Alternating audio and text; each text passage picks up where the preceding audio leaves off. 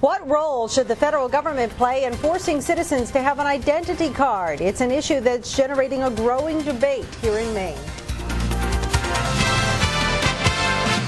This is News Center at 5:30.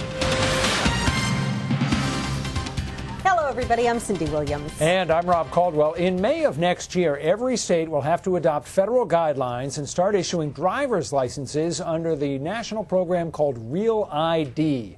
In an effort to make the country more secure, drivers' personal information would be put into a national database. But the program is running into lots of objections. Last month, the Maine legislature passed a resolution against Real ID.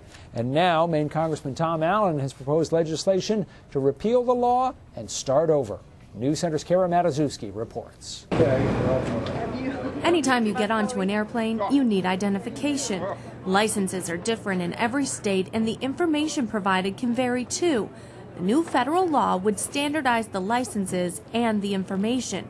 The program is called Real ID. In states where it's being tested, it is creating endless hang-ups and snafus. The program would take personal information and put it in a federal database. Congressman Tom Allen agrees with the concept of Real ID, but not the execution. 9/11 taught us that our identity documents must be secure, but Real ID simply will not work in its current form. Which is why he says he's proposed legislation to repeal the program and go back to the drawing board. One issue he wants to address, it will cost Mainers $180 million to pay for the program with no help from the federal government. The expense of Real ID is not the only problem with the law. I have serious concerns that it places Americans' privacy and security at risk.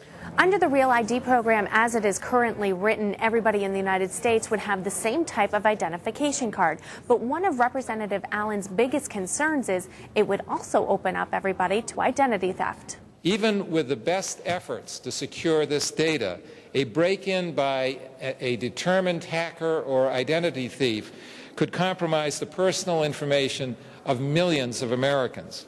Which is what state legislative leaders say would happen with Real ID. If we have a national database, as described in the legislation that Congress enacted, I think mistakenly, then someone is going to have one key to all of your data. Imagine how easy it would be to compromise that. When you're traveling, identity theft is the last thing you want to be thinking about. In Portland, Kara Matuszewski, News Center. Maine Senator Susan Collins also proposed legislation to delay the implementation of Real ID. Congressman Tom Allen says one major difference between her bill and his is that his bill provides money for the program.